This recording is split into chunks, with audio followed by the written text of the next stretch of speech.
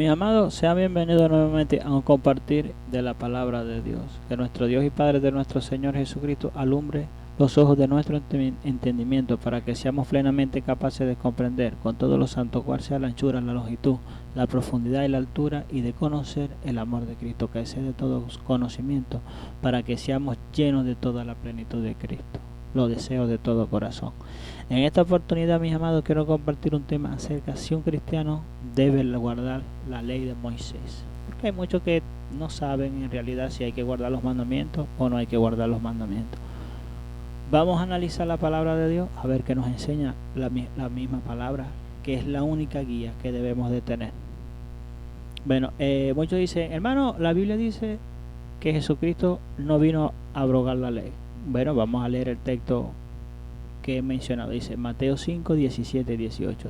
No penséis que he venido para abrogar la ley o a los profetas. No he venido para abrogar la ley, para abrogar, sino para cumplir.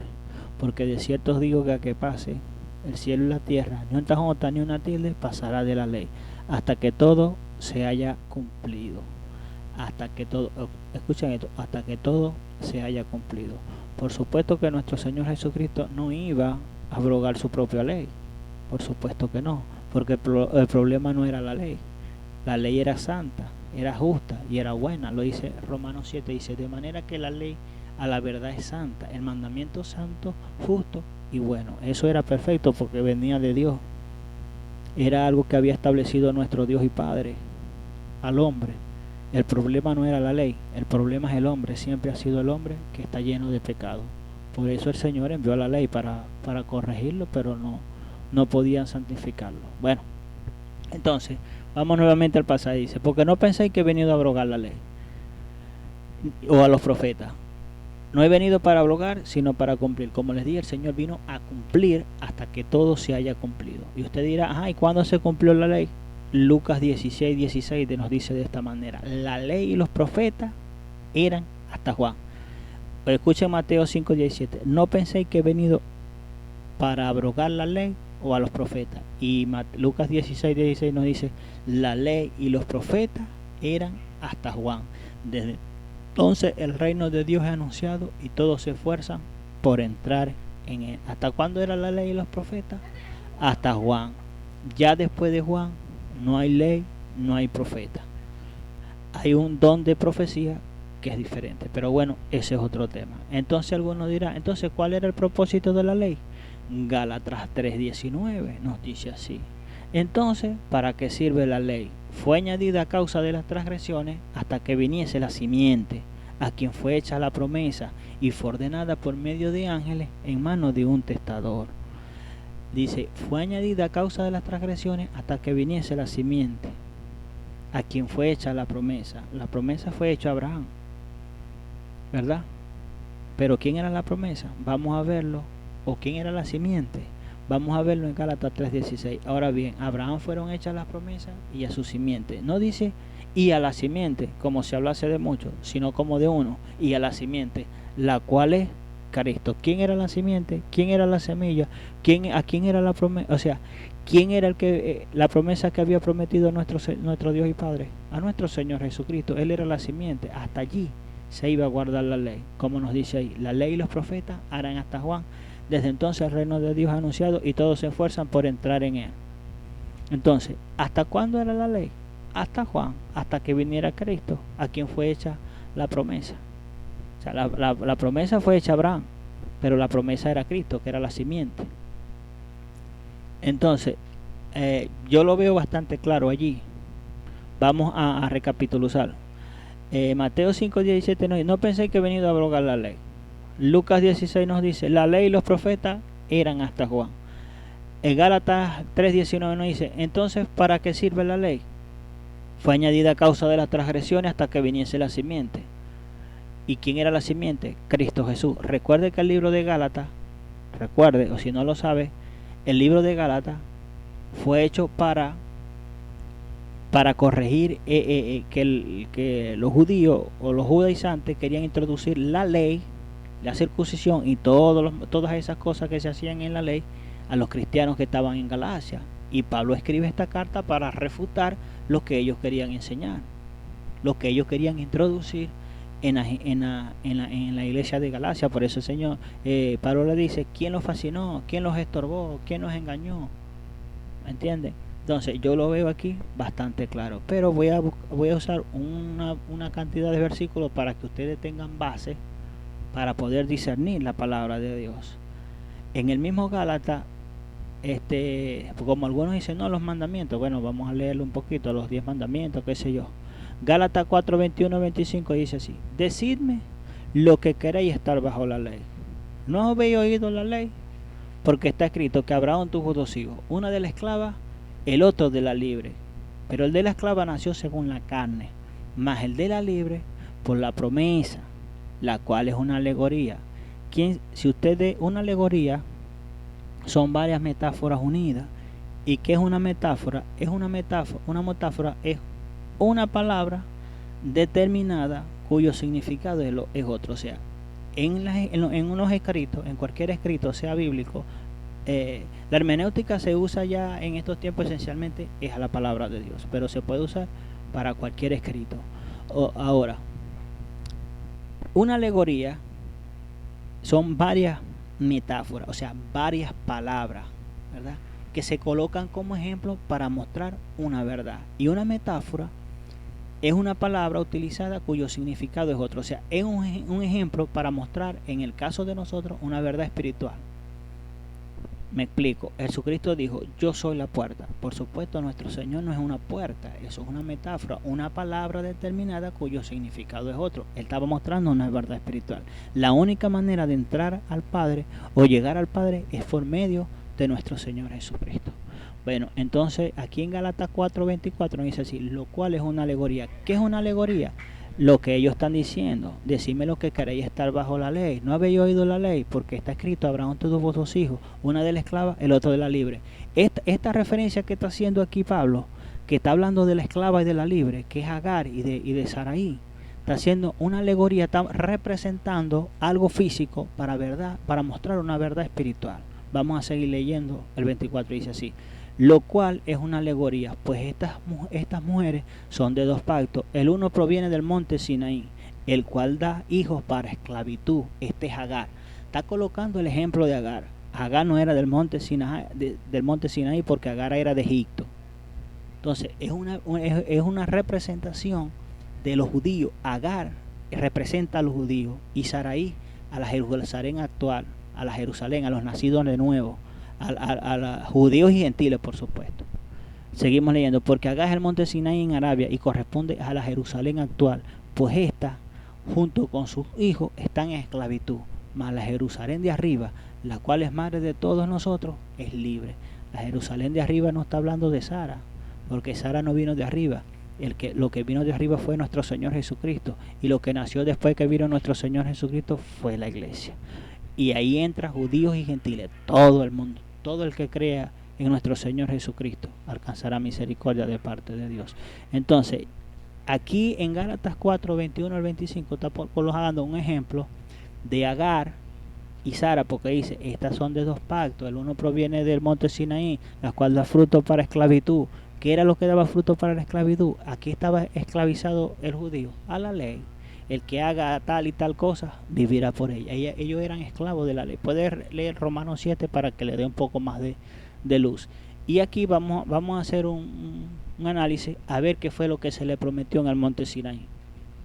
A Israel, por supuesto, no a Agar, que no tiene nada que ver. Es una alegoría. Pablo colocó una representación de una persona para mostrar una verdad espiritual en ese tiempo. Éxodo 19, y descendió Jehová sobre el monte Sinaí, sobre la cumbre del monte, y llamó Jehová a Moisés a la cumbre del monte, y Moisés subió. Y Jehová dijo a Moisés, desciende y ordena al pueblo que no traspase los límites para ver a Jehová, porque caerán muchos de ellos. Y también que se santifiquen los sacerdotes que se acercan a Jehová, para que Jehová no haga con ellos estrago. Moisés dijo a Jehová, el pueblo no podrá subir al monte Sinaí, porque tú nos has mandado diciendo, señala límites al monte y santifícalo. Y Jehová dijo, ve, desciende y sube tú, Aarón, y contigo mas los sacerdotes y el pueblo no pasarán el límite para subir a Jehová, no sea que con ellos estrago. Entonces Moisés descendió y se lo dijo al pueblo. En Deuteronomio 5, desde el versículo 1 al 3 nos dice así: llamó Moisés a todo Israel y les dijo: oye, Israel, los estatutos y decretos que yo pronuncio hoy en vuestros oídos, aprenderlos y guardarlos para ponerlos por obra. Jehová nuestro Dios hizo pacto con nosotros en Joreb. ¿Quién es Joreb? El monte Joreb, el monte Sinaí, es lo mismo. Joreb y monte Sinaí es lo mismo. No con nuestros padres hizo Jehová este pacto. Los padres son Abraham, Isaac y Jacob. No es con nuestros padres, el pacto no. Porque el pacto, la promesa de Abraham no era la ley. El Señor no hizo una promesa con Abraham, no. La ley no vino por la promesa. La ley vino por causa de las transgresiones. El versículo 3 dice: no con vuestros padres hizo Jehová este pacto, sino con nosotros, todos los que estamos aquí hoy vivos. Cara a cara habló Jehová con nosotros en el monte en medio del fuego. ¿En cuál monte? En el monte Sinaí, lo que está haciendo referencia a Pablo en Gálatas 4, 21 al 25. Dije, pero el de la esclava, en el versículo 23 dice, Gálatas 23 dice: pero el de la esclava nació según la carne, más el de la libre por la promesa. ¿Quién era la promesa? Cristo. Él era la simiente que se le hizo a Abraham. Él era la promesa.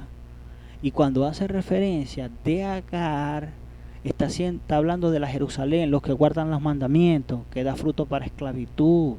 Y ese pacto se hizo en el monte Sinaí a todo el pueblo, no a Abraham. Ahí no se le hizo promesa a Abraham, se le hizo al pueblo judío para que guardaran la ley, y se les dio la ley a ellos. A Abraham se le dio, fue una promesa de que su simiente vendría el Cristo, vendría nuestro Señor, y la promesa es nuestro Señor Jesucristo. Y en el monte Sinaí se hizo fue un pacto, un acuerdo con Israel a través de la ley, y fue con ellos. Nosotros nos tramos bajo la ley, nosotros no somos judíos. Bueno, otros versos acerca de esto también. Fíjense que ni los judíos deben guardar la ley, que ellos los quieren guardar. Todo el que cree en nuestro Señor Jesucristo no debe guardar la ley para justificarse delante de Dios. El que nos justifica es Cristo, su evangelio, su crucifixión, su resurrección. Eso es lo que nos justifica delante de Dios. El que nos hace justo delante de Dios es el sacrificio de nuestro Señor Jesucristo. Romanos 7 del 4 al 6 les está hablando de. Usted ve el versículo 1 y les dice, se da cuenta que le está hablando es a los judíos. Dice, a los que conocen la ley. Vamos a ver si lo encuentro por aquí rápidamente. Comienza así, Romanos 7 dice así: ¿acaso ignoráis, hermanos? Pues hablo con los que conocen la ley, que la ley se enseñorea del hombre, entre tanto que éste vive. Y aquí yo tengo aquí desde el versículo 4, dice así: así también vosotros, hermanos míos. ¿A quién está hablando? A judíos. Habéis muerto a la ley mediante el cuerpo de Cristo, para que seáis de otro, del que resucitó de los muertos, a fin de que llevemos frutos para Dios.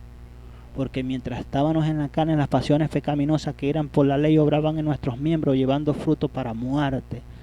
Fruto para muerte. Muerte es estar separados de Dios. Pero ahora estamos libres de la ley por haber muerto aquella en la que estábamos sujetos, de modo que sirvamos bajo el régimen nuevo del Espíritu y no bajo el régimen viejo de la letra. Porque la letra mata, pero el Espíritu vivifica, dice la palabra de Dios. ¿Quién era la ley? La ley no era la que mataba el pecado que te aparta de Dios. Otros versos para refutar eso que debemos guardar la ley está en Hebreo. Si usted lee Hebreo de 7 al 10 y lee Romanos 7, se va a dar cuenta. Lee Gálatas, se va a dar cuenta que no debemos de guardar la ley. Hebreos 7, 18 y 19 dice así: porque muchos sacan unos versículos aquí, no, porque tal, aquí te habla de la ley y aquí no. Son falsos maestros. Bueno, Hebreos 7 dice así, a partir del versículo 18 dice: queda pues abrogado el mandamiento de Dios anterior a causa de su debilidad e ineficacia. ¿Quién era el mandamiento de Dios? Versículo 19. ¿Qué era el mandamiento anterior? Versículo 19 dice: pues nada perfeccionó la ley y la introducción de una mejor esperanza por la cual nosotros nos acercamos a Dios. Y esto no fue hecho sin juramento, porque porque ciertamente sin juramento fueron hechos los sacerdotes, pero con juramento, el que dijo, juró el Señor y no se arrepentirá. Tú eres sacerdote para siempre según el orden de Melquisedec. Por tanto, Jesús es hecho fiador de un mejor pacto, de un mejor acuerdo de Dios con el hombre. Y otros sacerdotes llegaron a ser muchos debido a que por la muerte no podían continuar. Mas quien nuestro Señor Jesucristo, por cuanto permanece para siempre, tiene un sacerdocio inmutable que no cambia, no varía, no fluctúa, por lo cual puede también salvar perpetuamente a los que por él se acercan a Dios, viviendo siempre para interceder por ellos. El único que intercede por nosotros es nuestro Señor Jesucristo y el Espíritu Santo, dice, y él mismo intercede por nosotros con gemidos inesibles. El Espíritu Santo intercede por nosotros. Y nuestro Señor Jesucristo, dice, Hebreos 9, 13 y 15 también, Hebreos 6 nos dice así, pero ahora tanto mejor ministerio es el suyo, el de quién, el de nuestro Señor, cuanto el mediador de un mejor pacto establecido sobre mejores promesas. Hebreos 9, 13 al 15 dice, porque si la sangre de los toros y de los machos cabríos y las cenizas de las becerras rociadas a los inmundos santificaban para purificar la carne, cuanto más la sangre de Cristo, el cual mediante el Espíritu eterno se ofreció a sí mismo sin mancha a Dios, limpiará vuestra conciencia de obras muertas para que sirváis al Dios vivo. Así que por eso es mediador de un mejor pacto, de un mejor acuerdo, para que interviniendo muerte para la remisión de las transgresiones que había bajo el primer pacto, los llamados reciban la promesa de la herencia eterna. ¿Quién es la promesa? El Espíritu Santo. Hebreos 10:17 nos dice así, porque la ley, teniendo la sombra de los bienes venideros, no la imagen misma de las cosas, nunca puede, por los mismos sacrificios que se ofrecen continuamente cada año, hacer perfecto a los que se acercan. De otra manera cesarían de ofrecerse, pues los que tributan este culto limpios una vez no tendría ya más conciencia de pecado. Pero en estos sacrificios cada año se hace memoria de los pecados, porque la sangre de los toros y de los machos cabríos no puede quitar el pecado. Por lo cual, entrando en el mundo, dice, sacrificio y ofrenda no quisiste, mas me preparaste cuerpo. Holocausto y expiaciones por el pecado no te agradaron. Entonces dije, aquí vengo, oh Dios, para hacer tu voluntad. Como en el rollo del libro está escrito de mí, diciendo, primero sacrificio y ofrenda y holocausto y expiaciones por el pecado no quisiste, ni te agradaron, las cuales cosas se ofrecen según la ley, diciendo luego, he aquí vengo, oh Dios, para hacer tu voluntad. Quita lo primero para establecer esto último. En esta voluntad somos santificados mediante la ofrenda del cuerpo de Jesucristo, hecha una vez y para siempre. Y ciertamente todo sacerdote está día tras día ministrando y ofreciendo muchas veces los mismos sacrificios que nunca pueden quitar los pecados. Pero Cristo, habiendo ofrecido una vez para siempre un solo sacrificio por los pecados, se ha sentado a la diestra de Dios, de aquí en adelante esperando hasta que sus enemigos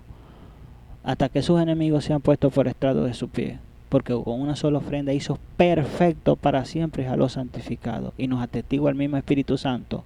Porque después de haber dicho, este es el pacto que haré con ellos después de aquellos días, dice el Señor, pondré mis leyes en sus corazones y en sus mentes las escribiré. Y añade, y nunca más me acordaré de sus pecados y de sus transgresiones. Lo que quiero exaltar aquí, mi hermano, es que en el versículo 9 nos dice, quita lo primero para establecer esto último. ¿Qué fue lo primero? La ley. ¿Qué es esto último? El pacto de nuestro Señor Jesucristo, hecha una vez y para siempre. Se sentó a la diestra de Dios, el evangelio que trajo nuestro Señor Jesucristo. Recuerde que Dios tiene dispensaciones. Estamos en el tiempo de la gracia. Hubo un tiempo de la ley, ahora estamos en el tiempo de la gracia de Dios. El tiempo de la gracia está por culminar y ya va a comenzar la gran tribulación. Ahí no va a haber gracia, en la tribulación no va a haber gracia, hermano. Entonces, lo que quiero exaltar aquí es que nosotros, los cristianos, nacidos de nuevo, judíos y gentiles, todo el que reciba a Cristo de cualquier nacionalidad, no debe de guardar la ley para justificarse delante de Dios. Nosotros tenemos una nueva ley, que es la ley del Espíritu. como dice Romanos 7, porque la ley del Espíritu de vida me ha librado de la ley del pecado y de la muerte. Ya el pecado ni siquiera se puede, hay una ley en nuestro cuerpo que se llama pecado, la ley del pecado que dice en Romanos 7. Ni ese pecado se puede enseñorear de nosotros, no nos puede dominar, el pecado no se enseñoreará de nosotros, porque el Espíritu nos ayuda en nuestras debilidades, dice la palabra de Dios. Bueno, mis amados, espero que esta enseñanza les sirva, les sean de ayuda. Si quiere hacer algún comentario, con respeto. Bueno, que la gracia de nuestro Señor Jesucristo, el amor de Dios y la comunión con su glorioso Espíritu Santo sea con todos vosotros. Lo deseo de todo corazón. Dios le guarde, mis amados.